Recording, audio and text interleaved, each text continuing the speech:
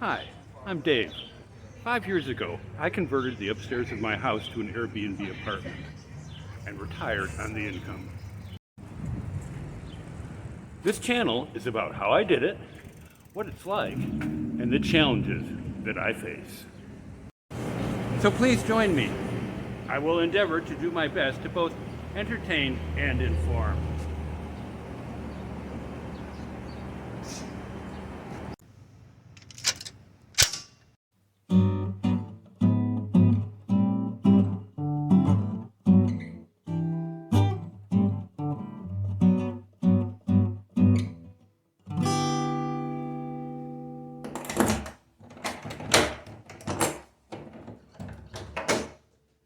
Okay, so maybe it's not exactly in my backyard.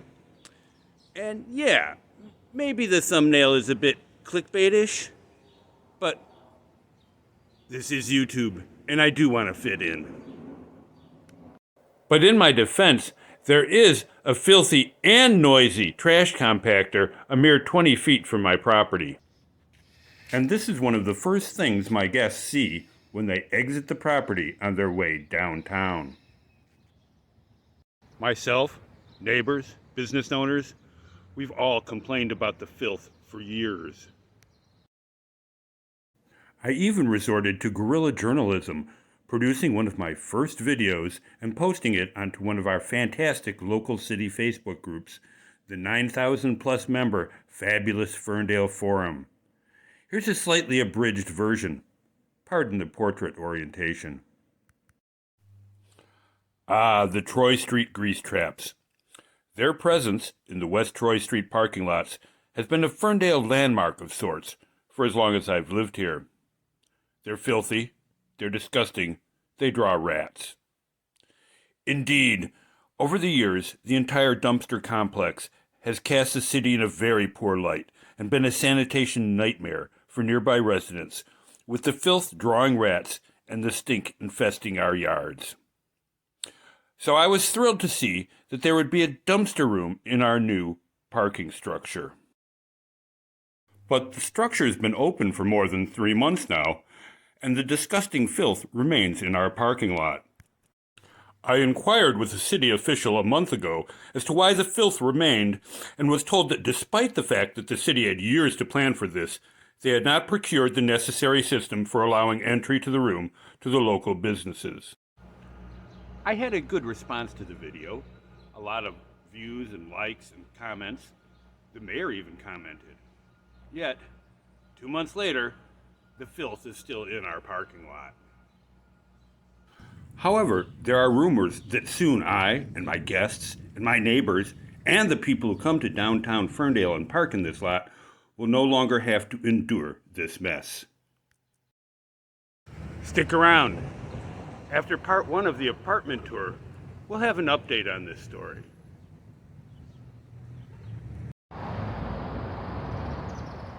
Well,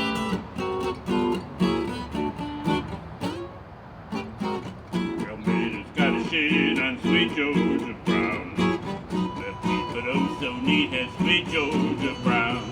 They all sigh and wanna die for Sweet Georgia Brown. I'll tell you why.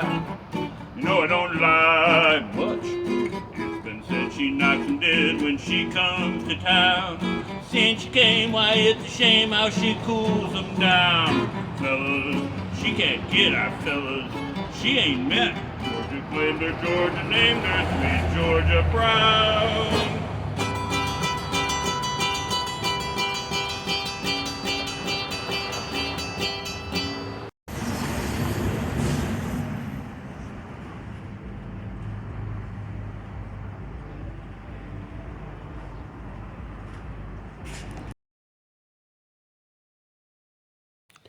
In a very competitive market, where I have to compete with whole house rentals, I have an occupancy rate that approaches 90%.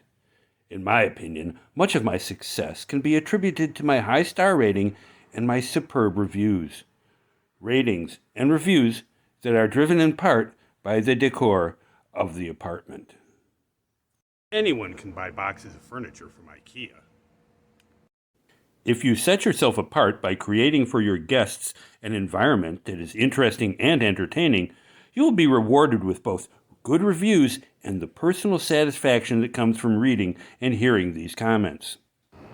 And as you'll see, you don't have to spend a lot of money. We'll start the tour in the stairwell. I don't usually go for this kind of mass-produced tat, but I do love the subject and the fact that it's an architectural drawing and the fact that it's got a skeleton key. I have a pair of these leaded glass windows up here. They're actually insulated glass from entry doors that I found in the trash.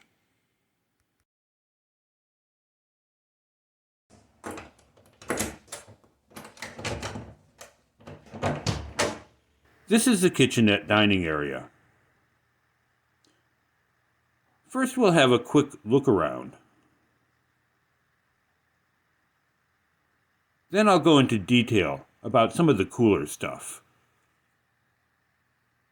This 30s gossip bench is one of my favorite pieces.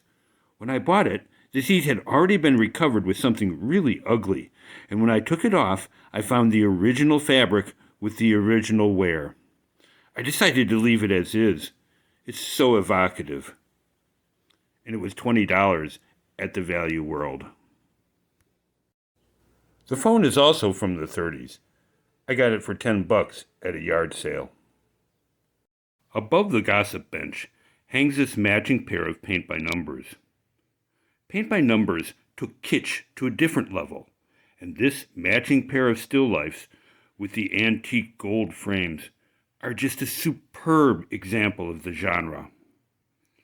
And it was only $20 for the pair at the Sunday Royal Oak Farmers Market flea market. Here's a butcher block counter sitting on top of a recycled bookshelf that I got for $10. I spent another $20 on tin ceiling panels to cover the back of the bookcase.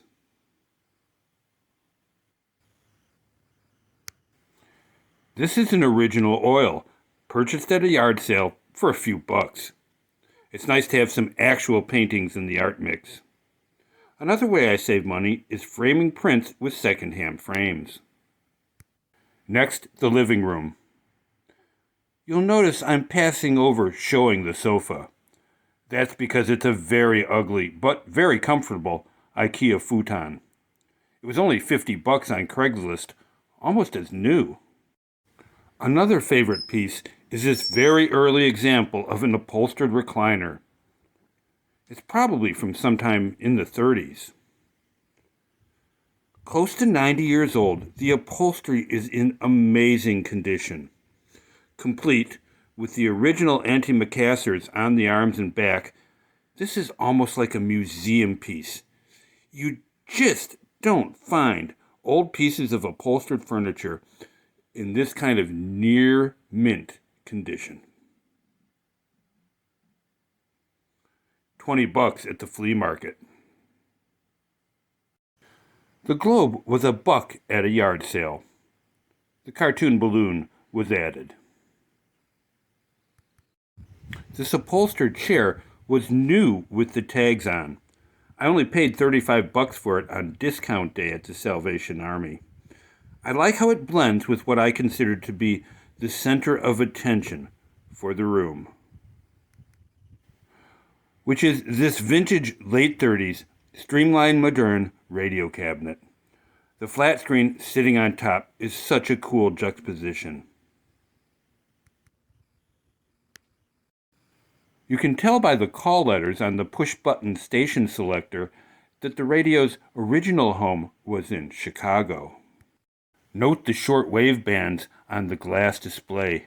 I can just imagine the original owner listening to the BBC from London during World War II. And the radio cabinet was yet another trash find, though I did spend some time refinishing it. It is a big plus if you like secondhand shopping. And you're not going to find these kind of items at these kind of prices every day at the Salvation Army or at the flea market. However, there is lots of cool stuff available online, either on eBay or Craigslist, and you can browse yard and estate sales on Craigslist with a lot of people having pictures or videos of what they're trying to sell. That ends part one of the tour. Stay tuned for the filth update.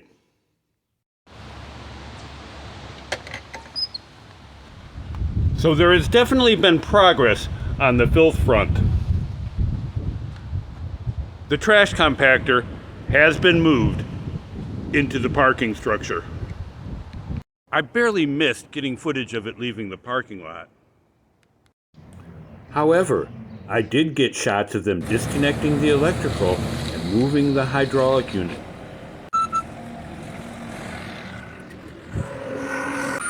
And I did get this shot of it being put into its new home.